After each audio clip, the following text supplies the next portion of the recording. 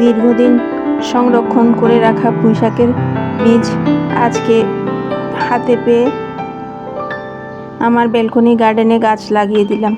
আসসালামু আলাইকুম, সবাই কেমন আছেন? আশা করি সবাই ভালো আছেন।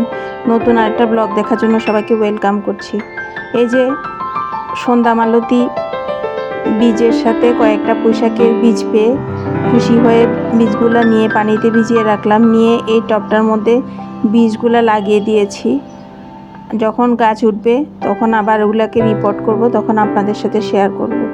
এইদিকে আমার অ্যালোভেরা গাছটাও বেশ সুন্দর হয়ে উঠেছে, অনেকগুলা নতুন নতুন চারা উঠে চারিদিকে বেশ ছড়িয়ে গিয়েছে। পাশের বেলকনিতে ওরা অনেক সুন্দর করে গাছ লাগিয়েছে, কোনো একটা ব্লগে আপনাদের সাথে শেয়ার করেছিলাম। এখন এখানে ওরা মুরগি পালন করে, অনেকগুলা ডিম পাড়া মুরগি, রাতা মুরগি চিৎকার বা ডাক আমাদের বাসা থেকে একদম স্পষ্ট শোনা যায় রাতের বেলা। বেশ ভালো লাগে দেখতে এই গার্ডেন। এটা হচ্ছে ওয়েট টিস্যু, যেটা বাচ্চাদের ব্যবহারে ব্যবহৃত হয়। আমি এটা দিয়ে বিভিন্ন জিনিসপত্র মোছামুছির কাজে ব্যবহার করি, কারণ এটা দিয়ে যে কোনো জিনিসের ধুলাবালি মুছে নিতে আসলে অনেক সহজ হয়, আমার কাছে অনেক সুবিধাজনক লাগে।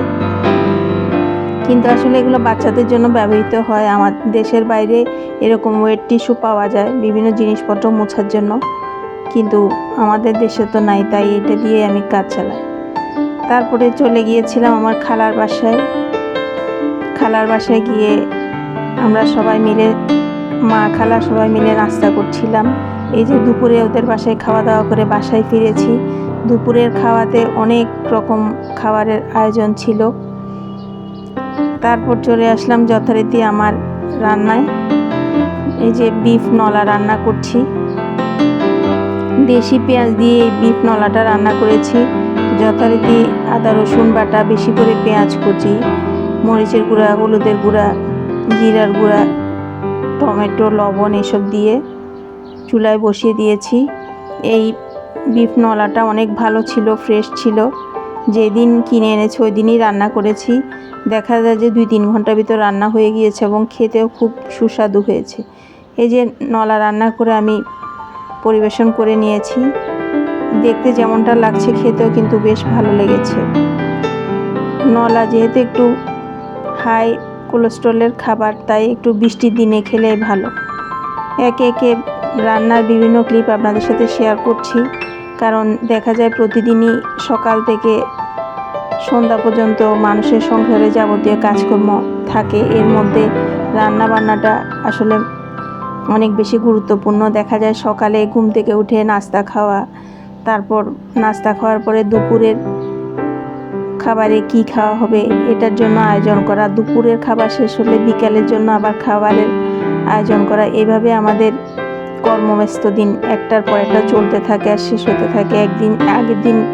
আজকের দিনটা শেষ হলে পরের দিন আবার কি হবে, সকালে কি খাওয়া হবে, দুপুরে কি খাওয়া হবে, এগুলোর প্রিপারেশন চলতে থাকে। এই যে আমি সোনালি মুরগি রান্না করে নিয়েছি, মাংসের টুকরাগুলা গুঁড়া করেছি, আর মাংসের হাড়গুলা দিয়ে লাউ দিয়ে রান্না করছি। লাউয়ের বুকটা ফেলে দিয়ে লাউয়ের কয়েকটা টুকরা নিয়ে নিয়েছি। সব মশলা কষিয়ে লাউ মুরগির হাড়গুলা কষিয়ে এখন লাউটা দিয়ে দিচ্ছি। এই যে আমার রান্নাটা হয়ে গিয়েছে। তারপর একটু ভর্তা করে নিব লাউয়ের খোসার। এর ফাঁকে আপনাদেরকে দেখিয়ে দিই, কাঁচামরিচ বেশি হয়ে গেলে আমি তখন ধুয়ে এইভাবে শুকিয়ে টিস্যু দিয়ে পেঁচিয়ে একটা পলিথিন করে ফ্রিজে রেখে দিই, তাহলে কাঁচামরিচ পচে না। না হয় দেখা যায় যে কাঁচামরিচ আনলেই কিন্তু কাঁচামরিচগুলো পচে যায়। এভাবে রাখলে অনেক দিন, প্রায় 1 মাসের মতো থাকে। তারপরে এই যে লাউ রান্না করেছিলাম মুরগির হাড় গোড় দিয়ে, এখন এই লাউয়ের খোসাটা সিদ্ধ করে চিংড়ি মাছ ভাজি করে পেঁয়াজ রসুন দিয়ে কাঁচামরিচ দিয়ে ভর্তা বানিয়ে নিচ্ছি। এই ভর্তাটা খেতে কিন্তু দারুণ হয়েছিল।